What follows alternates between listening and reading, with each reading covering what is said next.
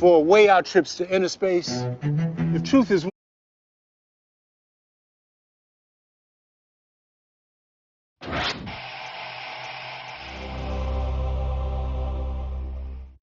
time has come for rifts and revelations, for way-out trips to inner space. If truth is one, then it must be our perspectives that are fragmented. Now, we may not have all the answers, but let's attempt to understand the questions through large, creative, poetic fires, or maybe just a flame.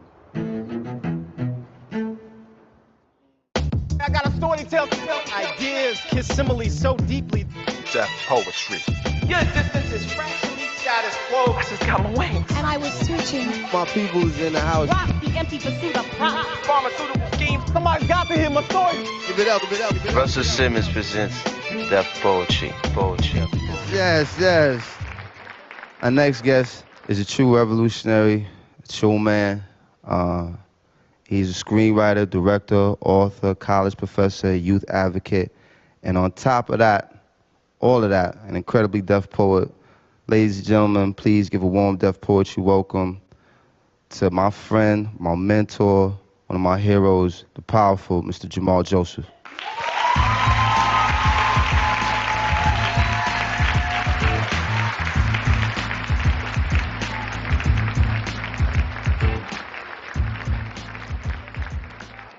There's a startling statistic. Having been in the penitentiary and the university, it is startling to me that there are more young black men in prison than there are in colleges at this very moment. A poem for all of the young brothers who are soldiers but are confused about the battle. I often hear gunshots from my window. Not missiles of liberation demanding freedom long overdue, sometimes police bullets on yet another questionable mission of protection, but more often than not, just plain old gunshots. Messages of confusion and greed fired at one another with weapons of ignorance. Now, a 15-year-old kid named Billy walks down the street with a pump shotgun. Now, Billy's mad, real mad, you understand, because Ricky Dew, a baby-faced 16-year-old who can barely read or write, has the nerve to sell drugs on this corner. Never mind the children playing, the bodega, the old folks who have lived around here for 50 years. Never mind that. This is Billy's corner, and nobody has the right to dispense death on it except him. Ricky Dew stands next to his brand new BMW one hot summer afternoon when 450 years of self-hate and deprivation decide to collide with his dream of being the biggest drug dealer in Harlem. Fire one!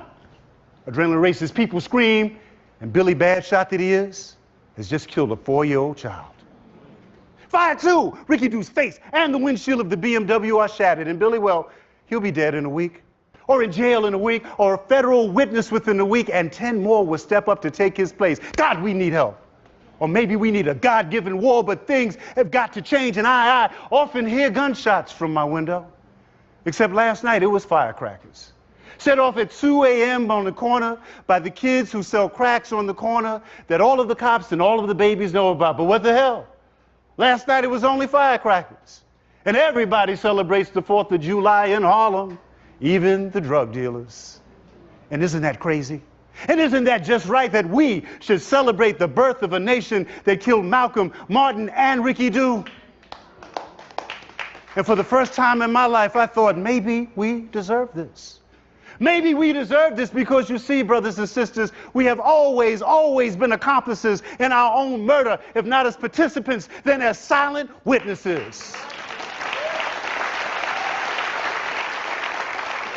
And I often hear gunshots from my window, not missiles of liberation demanding freedom long overdue, but pow, pow, pow, pow. Thank you.